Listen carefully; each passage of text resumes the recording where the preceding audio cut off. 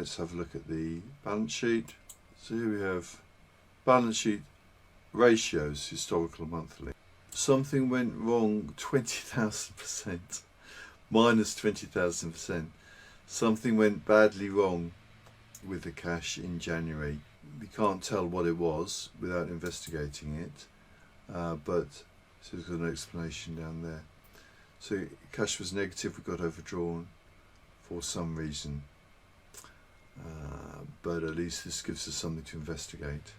It also went down there. What's the reason it went down there? Current ratio also looks at debtors as well, and the current assets. Debt to equity ratio. It's good to have a little bit of debt and a lot of equity. So here we have 0.071, which is 7%, in other words, which is still reasonably low. If it gets too high, at some point you might think, well, if it's say 50 or 60%, you're thinking, well, are we being overgeared? And then what happens if that debt suddenly gets withdrawn? What happens if interest rates go up? So exposing yourself to more risk the higher this gets. So it's good to keep your eye on this. And return on assets ratio. So I think part of the reason this is so low, 0.6% is a very low return, and the reason for that is probably we've got so much cash. So it's looking at it. It's another way of saying, yes, use your cash to generate more income, or just distribute it if you have no use for it. You can also add other things here, like drivers. You can create driver, which means you can add in other data here, which is not financial data, and use it in these same reports.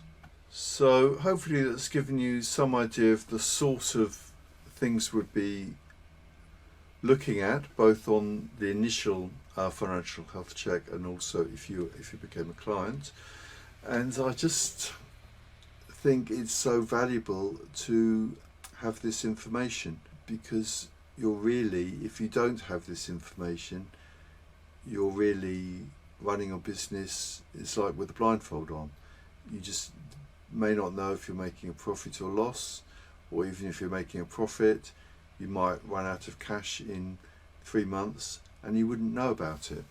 Whereas here, you've got all the tax payments, the quarterly VAT payments.